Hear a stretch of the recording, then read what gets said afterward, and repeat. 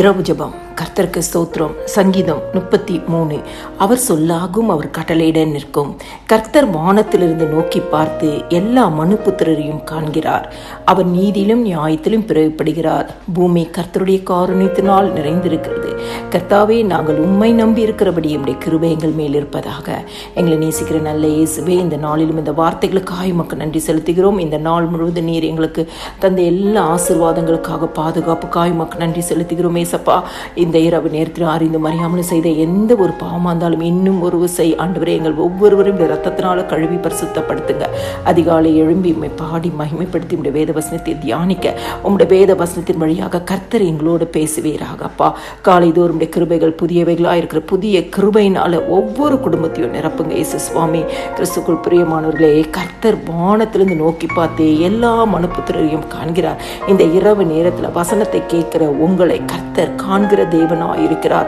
அவர் நீதியிலும் நியாயத்திலும் பிரியப்படுகிற தேவன். ஆண்டவராகிய இயேசு கிறிஸ்து நம்மளுடைய வாழ்க்கை எப்படி இருக்கிறது என்பதை பார்க்கிறார். நம்மளுடைய வாழ்க்கை நீதியிலும் நியாயத்திலும் கட்டப்பட்டு இருக்கிறதா என்று சொல்லி பார்க்கிறார். அப்படி அவர் பார்க்கும் பொழுது நம்மளுடைய வாழ்க்கை நீதியிலும் நியாயத்திலும் கட்டப்பட்டு ஆக இருந்தால் கர்த்தர் நம்மேல் பிரியமாய் இருக்கிறார். கர்த்தர் அவர் சொல்ல ஆகும், அவர் கட்டளையில் நிற்கும். எத்தனையோ காரியங்களுக்காக ஜெபித்து கொண்டு இன்னும் பதில் வரவில்லை என்று சொல்லி காத்திருக்கிற உங்களுக்கு ஆண்டவர் உங்கள் நீதியும் நியாயத்தையும் பார்த்து உங்கள் மேல் பிரியம் கொண்டு உங்கள் மேல் கண்ணோக்கமாய் இருந்து கர்த்தர் இந்த நாளிலும் உங்களுக்கு பதில் தருவார். அவர் சொல்ல ஆகும், அவர் கட்டளையில் நிற்கும். நெடுங்காலமாய் ஆண்டவரே, என் ஜெபங்களுக்கு பதில் வரலையே என்று அங்கலாய்த்து கொண்டிருக்கிற உங்களுக்கு இந்த இரவு நேரத்தில் கர்த்தர் அற்புதங்களை செய்வார்.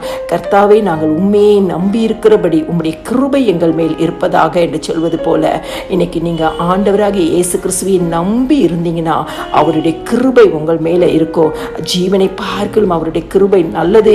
என் கிருபை உனக்கு போதும், பலவீனத்தில் உன்னுடைய பலவீனத்தில் என் பலன் பூரணமாய் விளங்கும் என்று சொல்லி வேதத்தில் பார்க்கிறோமே. ஆண்டவருடைய கிருபை உங்கள் மேல் தங்கி இருக்கும்.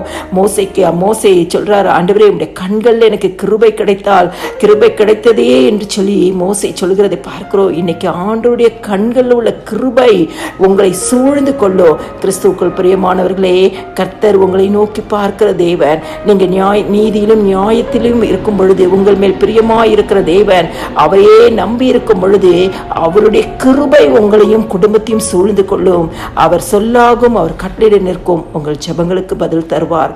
எல்லா துதியும் கனமும் மகிமையும் ஸ்தோத்திரமும் என் ஆண்டவராக இயேசு கிறிஸ்து ஒருவருக்கே செலுத்துகிறேன். ஆமேன்.